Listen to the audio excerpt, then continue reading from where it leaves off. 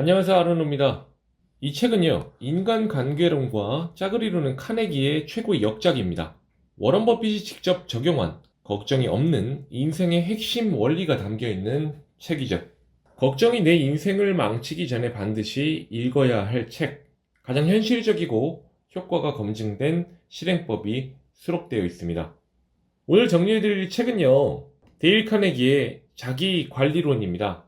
이 책은 한국 이름은 자기관리론으로 알고 있지만 원제는요, How to Stop Worrying and Start Living. 그러니까 걱정을 멈추고 살아가는 법입니다.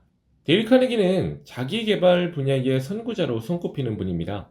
처세, 자기관리, 화술, 리더십 등에 대한 그의 가르침은요, 오늘날에도 수많은 사람을 성공으로 이끌고 있죠. 책을 시작하기에 앞서 데일 카네기는 이야기합니다. 이 책의 목적은요, 예부터 전해져 내려온 기본 원리를 거듭 말하고 사례를 들고 간결하게 정리하고 재해석하며 탁월성을 입증하는 것이라고요. 그리고 이 책을 읽고 활용하기 위해선요, 이 조건이 반드시 필요하다고 해요. 배움을 향한 깊고 절실한 욕망, 다시 말해 걱정을 그만두고 새로운 삶을 살아가고야 말겠다는 단호한 결단이요.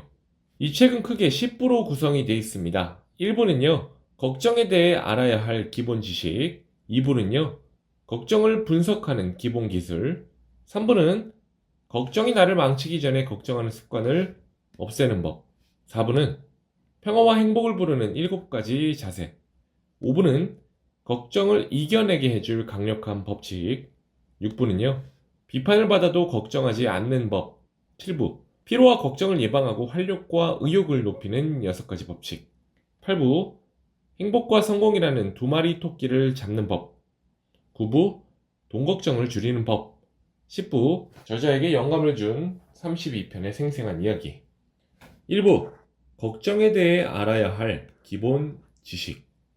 1장입니다. 오늘을 충실하게 살아가라. 우리는 두 영겁의 시간이 만나는 바로 그 순간에 서 있습니다. 하나는 영원히 지속되며 쌓여만 가는 과거고요. 다른 하나는 기록된 시간, 바로 다음 계속해서 맞물려 이어지는 미래죠. 우리는 이 둘 중에 어느 곳에서도 살 수 없습니다. 찰나의 시간도 불가능하죠. 하지만 그렇게 하려고 애쓰면서 몸과 마음을 망가뜨리고 있습니다. 과거와 미래에 사는 건 불가능해요. 앞으로 우리가 살 수 있는 유일한 시간을 사는데 만족해야 합니다. 과거와 미래의 철문을 닫아버리고요. 바로 오늘이라는 공간에 살아가야 합니다. 2장입니다. 걱정을 해결해줄 마법 공식. 이미 일어난 일을 받아들이는 것이야말로 모든 불행을 극복하는 첫 단계입니다. 중국의 철학자 린 위탕도 책 생활의 발견에서 비슷한 말을 했죠. 진정한 마음의 평화는 최악을 받아들이는 데서 온다. 심리적으로 볼 때 이것은 에너지를 자유롭게 풀어주는 것이다 라고요. 일어날 수 있는 최악의 상황이 무엇인지 자문해 보고요. 어쩔 수 없는 일이라면 받아들일 준비를 하세요. 이제 침착하게 최악의 상황을 개선하기 위해 노력하는 것이죠. 3장, 걱정이 삶에 미치는 영향. 걱정과 싸우는 법을 모르는 기업인은 일찍 죽기 마련입니다. 걱정을 제대로 관리하지 않으면요, 그로 인한 부정적 현상이 온몸에 나오기 마련입니다. 그럼 위에서 읽어드린 이제 1부의 핵심 내용을 정리해드리겠습니다. 걱정에 대해 알아야 할 기본 지식입니다. 첫 번째는요, 걱정을 없애고 싶다면 오늘의 충실한 삶을 사세요. 큰 문제에 부딪혀 궁지에 몰리면요, 윌리스 캐리어가 고안해낸 마법 공식을 사용하세요. 1단계는 이 문제를 해결하지 못했을 때 일어날 수 있는 최악의 상황을 자문해 보는 것입니다. 2단계는 어쩔 수 없다면 최악의 상황을 받아들일 마음의 준비를 하고요. 3단계는요, 침착한 자세로 이미 받아들이겠다고 마음먹은 최악의 상황을요, 개선하기 위해 노력하세요. 그리고 마지막으로 걱정이 건강에 미치는 엄청난 영향을 기억하세요. 건강에 굉장히 부정적인 역할을 합니다. 다음 2부에서는요, 걱정을 분석하는 기본 기술을 공유해 드릴게요. 일단 첫 번째는요, 사실을 파악하셔야 됩니다. 콜롬비아 대학교 호크스 학장의 말을 기억해야 합니다. 세상의 걱정의 절반은 결정을 내리는데 기초가 될 만한 지식이 부족한 상태에서 결정하려고 하기 때문에 생긴다. 다음은 이제 모든 사실을 신중하게 검토한 뒤에 결정을 내려야 합니다. 일단 결정을 내리면 실천에 옮겨야 됩니다. 실천에 집중하고요. 결과에 대한 걱정은 떨쳐버려야 합니다. 그리고 마지막으로요. 당신이나 당신의 동료가 어떤 문제로 걱정하고 있다면 다음 질문에 대한 답을 글로 적어보는 게 큰 도움 될 것입니다. 무엇이 문제인가? 문제의 원인은 무엇인가? 문제를 해결할 방법에는 어떤 것들이 있는가? 가장 적절한 해결책은 무엇인가? 이렇게 글로 써보는 것이죠. 3부입니다. 걱정이 나를 망치기 전에 걱정하는 습관을 없애는 법. 책에서는 6가지 방법이 나옵니다. 걱정하는 습관을 없애는 법 첫 번째입니다. 늘 바쁘게 살면서 걱정을 몰아내세요. 바쁘게 살면서. 걱정하는 습관을 고치는 최고의 치료법은 부지런히 활동하는 것입니다. 걱정하는 습관을 없애는 법 두 번째입니다. 무시하고 잊어야 할 사소한 일로 속상해하지 마세요. 사소한 일에 신경 쓰기에는 인생이 너무 짧다는 사실을 기억해야 합니다. 하찮은 일에 호들갑 떨지 말라는 것입니다. 아무런 영향력이 없는 사소한 일들 때문에 행복을 망치면 안 됩니다. 걱정하는 습관을 없애는 방법 세 번째입니다. 기록을 해보세요. 그리고 스스로에게 자문해보세요. 평균의 법칙에 따르면 내가 걱정하고 있는 일이 일어날 가능성이 얼마나 되는가 아주 발생하기 힘든 사건일 수 있습니다. 걱정하는 습관을 없애는 법 네 번째입니다. 피할 수 없는 일이라면 받아들이세요. 당신의 힘으로 바꿀 수 없는 상황이라면요. 스스로 이렇게 말하는 겁니다. 이미 그러니 어쩔 수 없다. 걱정하는 습관을 없애는 법 다섯 번째입니다. 걱정에 손절매 줌을 거세요. 어느 정도까지 걱정할 가치가 있는 일인지 판단하고요. 그 이상은 걱정하지 마세요. 걱정하는 습관을 없애는 방법 여섯 번째입니다. 톱밥을 다 시켜지 마세요. 톱밥은요. 톱으로 다 식힐 수 없어요. 이미 톱질은 끝났으니까요. 과거도 마찬가지입니다. 이미 지나고 끝나버린 일들을 걱정하는 것은 톱밥을 다 식혀려는 것이나 마찬가지입니다. 이 문장은 좀 이 책에서 유명한 문장이었죠. 다음은 4부입니다. 평화와 행복을 부르는 7가지 자세. 평화와 행복을 부르는 법 첫 번째입니다. 즐겁게 생각하고 행동하세요. 그러면 즐거워질 것입니다. 생각하고 행동하는 게 먼저입니다. 감정이 먼저가 아니라요. 평화, 용기, 건강, 희망에 대한 생각으로 머리를 가득 채우는 것입니다. 우리의 생각이 우리의 삶을 만듭니다. 평화와 행복을 부르는 법 두 번째입니다. 적에게 안갚음하려 들지 마세요. 그래봐야 적보다 자신에게 더 많은 상처를 안길 뿐입니다. 우리가 좋아하지 않은 사람을 생각하는 데는 단 1분도 낭비하지 마세요. 평화와 행복을 부르는 법 세 번째입니다. 감사할 줄 모르는 사람들 때문에 마음 쓰지 말고요. 오히려 당연하게 받아들이세요. 그리고 행복해질 수 있는 유일한 방법은요. 감사를 바라지 말고 주는 기쁨을 얻기 위해 베푸는 것이라는 사실을 기억해야 합니다. 감사는요. 길러지는 것임을 기억하세요. 평화와 행복을 부르는 법 네 번째입니다. 내가 가진 문제가 아니라요. 받은 복을 헤아려 보세요. 아름다운 동화 속 나라에서 평생을 살면서도 아름다움을 보지 못하고 즐기지도 못하면 얼마나 슬픈가요? 평화와 행복을 부르는 법 다섯 번째입니다. 누구에게나 할 일은 있습니다.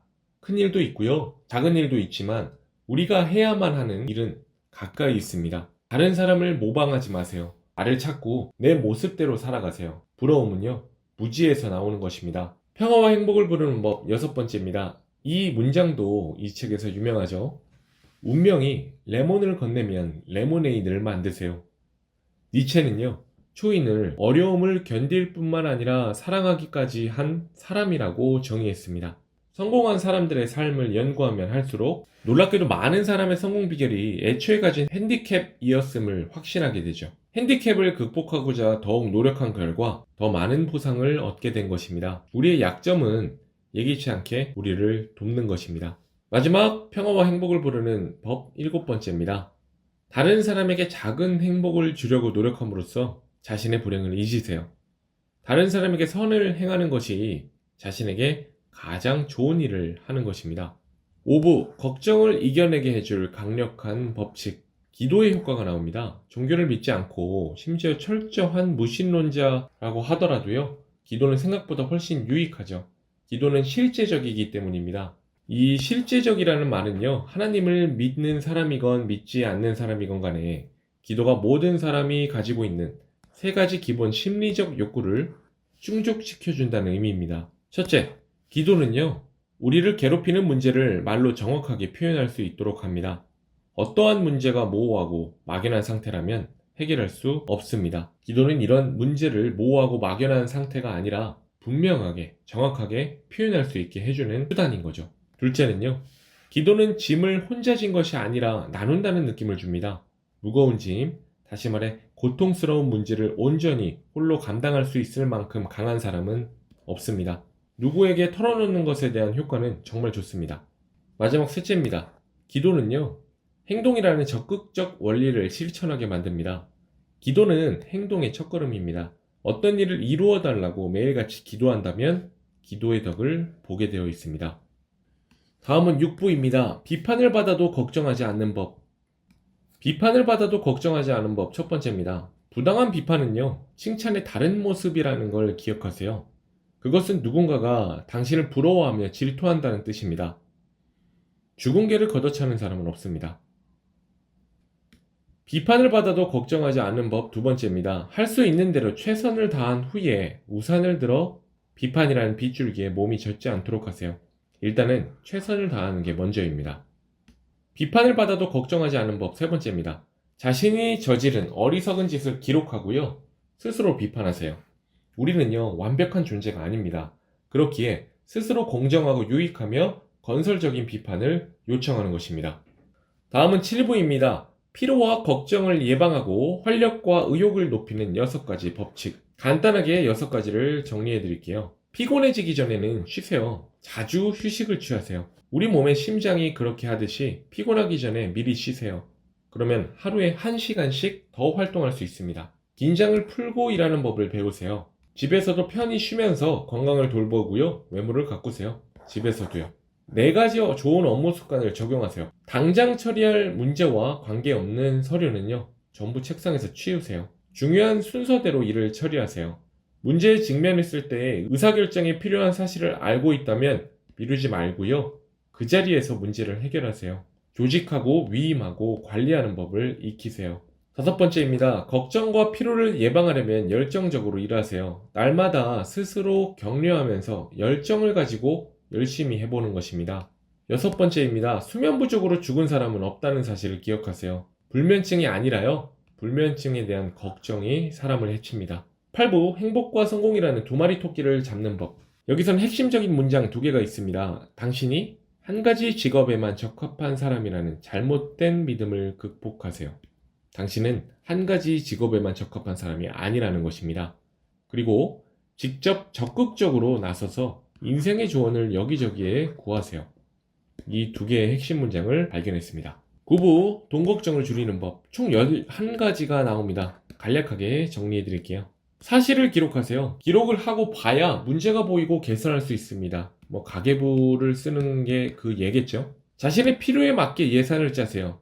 자신이 얼마나 필요한지 미리 알고 있어야겠죠. 현명하게 소비하는 법을 배우세요. 쓰는 돈으로 최대의 가치를 얻으세요. 가장 효율적으로 소비하는 것이죠. 불필요한 소비를 막는 것입니다. 소득이 늘었다고 해서 두통까지 늘지 않게 주의하세요. 소득이 늘었는데 소비까지 늘리지 말라는 것입니다. 소득이 늘었다면요, 소비는 일정하게 유지하면 이만큼 남는 돈이 더 저금할 거나 투자할 수 있는 거죠. 대출을 대비해서 신용을 쌓으세요. 신용 점수를 미리 관리하라는 말입니다. 질병, 화재, 긴급 상황에 대비해서 보험을 드세요. 생명보험이 아내에게 현금으로 지급되지 않도록 하세요. 매달 일정 수입을 보장하는 신탁기금에 돈을 맡기는 게 맞습니다. 이거는 아내를 비판하는 게 아니라요, 큰 돈을 관리한 사람한테 돈이 가야 그 돈이 잘 관리된다는 의미입니다. 만약에 아내분께서 큰 돈을 미리 관리하는 그런 경험과 노하우가 있다면 일정하게 현금을 받는 것보다는 일시적으로 현금을 받아도 좋겠죠. 자녀가 돈에 대해 책임감을 갖도록 가르치세요. 필요하다면 요리를 해서 가웻돈을 버세요. 그러니까 진짜 직업이 아니라 아르바이트나 이런 부수적인 업무를 통해서 각각의 수익을 창출하는 말입니다. 도박은 절대로 하지 마세요. 마지막입니다. 재정 상태를 좀처럼 개선할 수 없다고 해서요, 자신을 학대하거나 억울해하지 마세요. 바라는 모든 것을 얻을 수 없다고 하더라도요, 걱정과 억울함에 빠져서 일상과 성품까지 망치지 마세요. 철학적인 태도를 갖는 것이죠. 로마의 위대한 철학자 세네카는 이렇게 말했습니다. 자기가 가진 것이 충분하지 않다고 느끼는 사람은 세상에 전부를 갖더라도 불행할 것이다.